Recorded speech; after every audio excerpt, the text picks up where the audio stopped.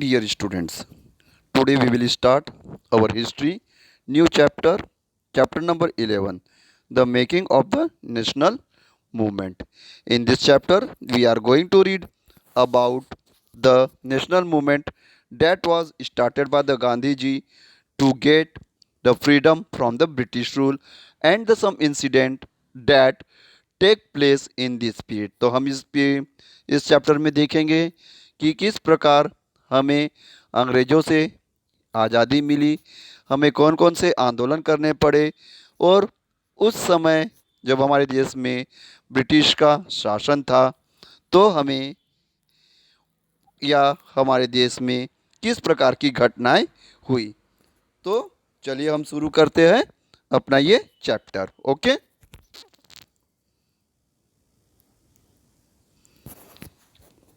What were the effects of the British rule before the freedom movement started?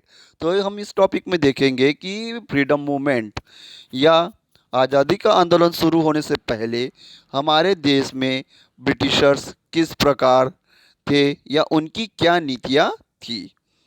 The British conquest of the territory and take over of the kingdom. तो Britisher जब हमारे देश में एक व्यापारी के रूप में आए, परंतु उन्होंने यहाँ के पॉलिटिकल और इकोनॉमिक कंडीशंस का फ़ायदा उठाते हुए बहुत से राजा महाराजाओं को आपस में लड़ाया और उन्होंने क्या किया, बहुत सी टेरिटरी को अपने अधीन कर लिया, मतलब अपने कब्जे में कर लिया था। ओके, अब हम आगे देखते हैं। They have introduction of a new law and administrative institution. तो उन्होंने उस समय भारत में कोई प्रॉपर ये न्याय या कानून लॉ नहीं था, तो उन्होंने यहाँ पर एक रूल करने के लिए एक प्रॉपर लॉ बनाया जो हमारे देश में जिसके द्वारा वे शासन कर पाए। Changes happened in the lives of the peasants and the tribals. साथ ही साथ यहाँ के रहने वाले लोगों के पीजेंट्स और ट्राइबल्स में भी बहुत से चेंजेस हुए, जो मैंने आपको इसके पहले वाले चैप्टर जो कि आयरन एंड स्मेल्टर्स था उसमें समझाया था। Education changes in the 19th century, modern education was introduce.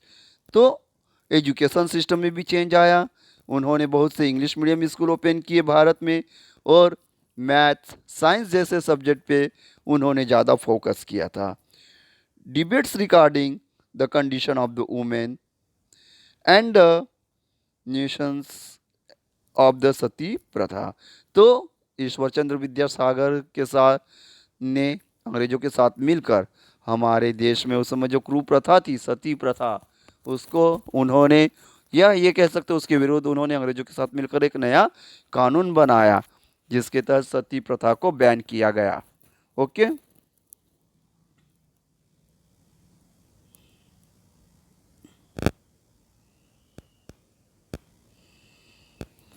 emergence of the nationalism. Within about the 100 years, the British took control of almost every aspect of the life in India. Many Indians began to feel that the British control had to be and to make the India the country for the Indian. तो इस प्रकार हम देखते हैं कि अंग्रेज कई सालों तक के हमारे देश पर शासन करते रहे, परंतु जैसे जैसे समय बीतता गया देशवासियों को अनुभव होने लगा कि ब्रिटिशर्स जो यूरोपियन कंट्री से हमारे देश में आए थे वो हमें गुलाम बनाकर रख रहे हैं या गुलामों जैसा व्यवहार कर रहे हैं। तो उन्हें एक उनके सोच में एक बदलाव आया कि यह देश हमारा है, हम भारतीयों का है और यहाँ से अंग्रेज़ों को वापस जाना चाहिए। इसी कारण एक नेशनल मूवमेंट स्टार्ट किया गया।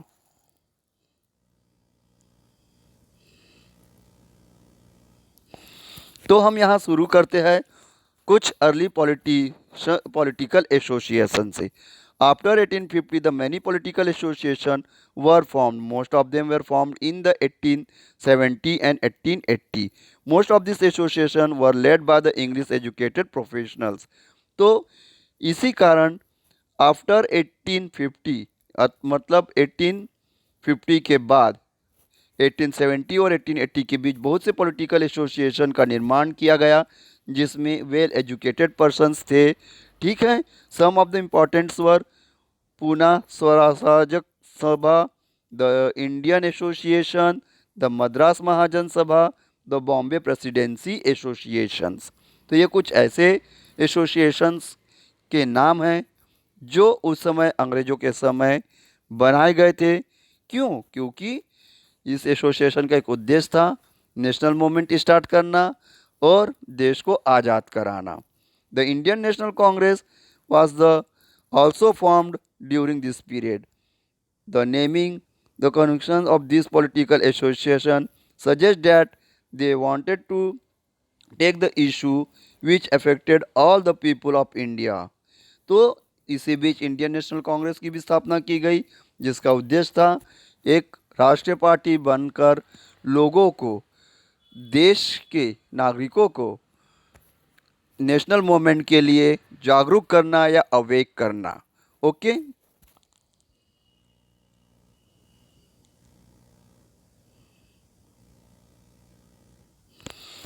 some of the reason for the dissatisfaction with the British rule in the 1870 and 1880s।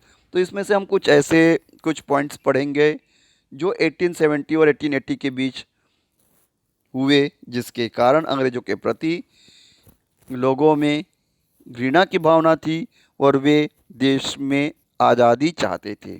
The arm act was passed इन 1878। तो एक आर्म एक्ट 1878 को पास किया गया जिसके तहत ये कानून था कि किसी भी भारतीय को हथियार रखने का या वेपन रखने का अधिकार नहीं दिया गया था, वो अवैध माना जाता था। तो vascular was act passed in 1878. This act empowered the government to confiscation the assets of the newspaper including their printing press। तो इसी प्रकार 1878 को एक एक्ट पास किया गया था जिसके तहत अगर कोई भी न्यूज़पेपर या प्रिंटिंग प्रेस अंग्रेजों के विरुद्ध कुछ लिखता तो उसे वो जब्त करने का अधिकार रखते थे। Okay, the government tried to introduce the Libet Bill in 1883. The bill made provision for the trial of the Britishers or the European person by the Indians. Thus the Libet Bill sought equality।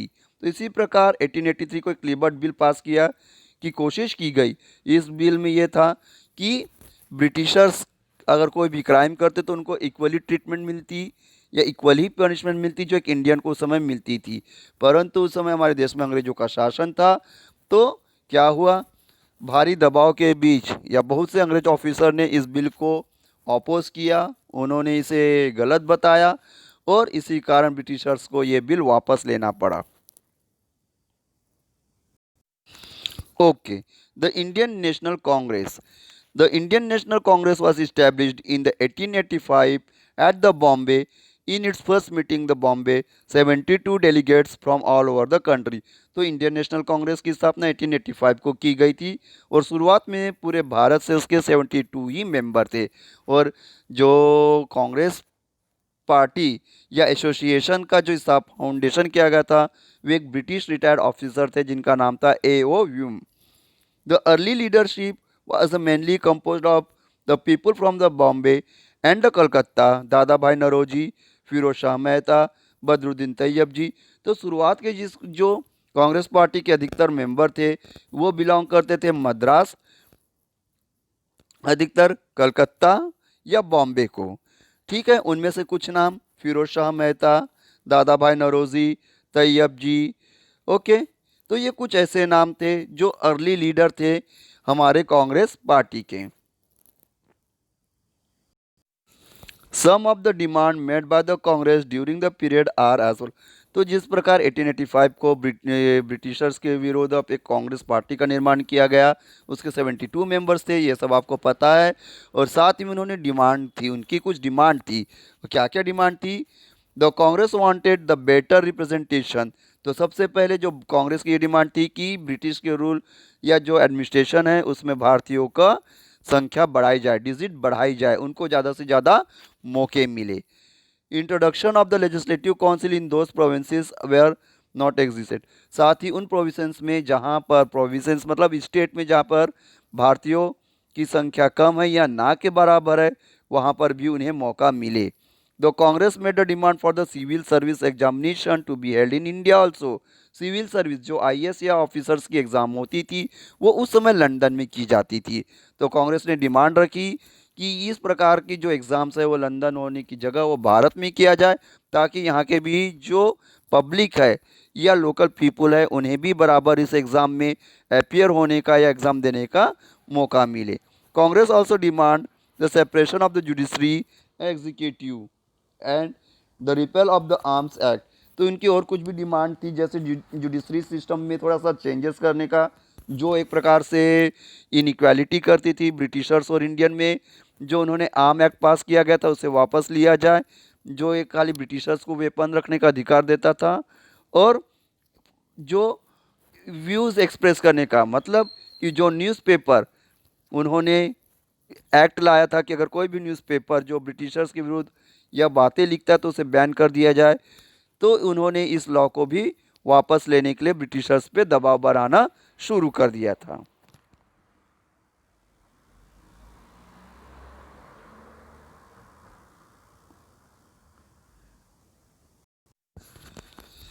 Economic demand which were during the early years of the Congress are as follow. तो हम यहाँ पे देखते हैं कि जो हमारी Congress party थी उनकी कुछ इकोनॉमिक डिमांड भी थी। अब वो इकोनॉमिक डिमांड्स क्या थी? Reduction in revenue, cut in military expenditure and more fund for irrigation. तो रिडक्शन इन रेवेन्यू का मतलब ये होता था जो टैक्स उन्होंने कई जगहों पे ऐसे टैक्स लगा रखे थे जो अनुचित थे या फिर बहुत हाईली थे। तो कांग्रेस की डिमांड थी कि इस प्रकार के टैक्सेस को हटा दिया जाए। Cut in the military expenditure, जैसे आपको मालूम होगा कि ब्रिटिशर्स के पास बहुत बड़ी आर्मी और साथ में वेपन्स होते थे, तो जिनके रख रखाव के लिए भारी खर्चा किया जाता था। तो कांग्रेस का डिमांड था कि इस प्रकार की जो फिजूल खर्ची है उस पर रोक लगाया जाए और साथ ही ज़्यादा से ज़्यादा फंड जो है इरिगेशन के लिए दिया जाए, क्योंकि उस समय आपको मालूम है हमारा देश एक कृषि प्रधान देश है। इसी कारण कांग्रेस ने इस प्रकार की डिमांड रखी थी। Congress also passes of various resolution on the salt tax, treatment of the Indians labor abroad and the suffering of the forest dwellers। साथ ही साथ उन्होंने सॉल्ट टैक्स या सॉल्ट के ऊपर जो नमक के ऊपर जो उन्होंने टैक्स लगाया था उसे वापस लेने का, साथ ही भारत से जो लोग विदेश जाते थे काम करने के लिए ब्रिटिशर्स की फैक्ट्रियों में या और जगह में, उनके लिए बेटर सुविधा या मेडिकल या सैलरी से लेकर उन्होंने बहुत सी डिमांड रखी थी। और साथ ही साथ जंगलों में रहने वाले आदिवासियों के लिए भी उन्होंने डिमांड की थी कि उन्हें भी जो फॉरेस्ट के प्रोडक्ट होते हैं जिनके द्वारा उनकी ज़िंदगी चलती है उनको वो सब मिलना चाहिए। This demand shows that the spite of the being a body of the educated elite and Congress also talk about the common people. तो इस प्रकार हमने देखा कि कैसे कांग्रेस ने उनकी स्थापना होने के बाद उन्होंने कांग्रेस पार्टी ने एक नेशनल मूवमेंट शुरू किया ब्रिटिशर्स के विरुद्ध। कॉमन पर्सन को लेकर उन्होंने बहुत सी जो ब्रिटिशर्स की जो ऐसे कानून थे जो आम नागरिकों को परेशान करते थे, इसके विरुद्ध उन्होंने एक बहुत बड़ा नेशनल मूवमेंट धीरे धीरे तैयार किया। ओके।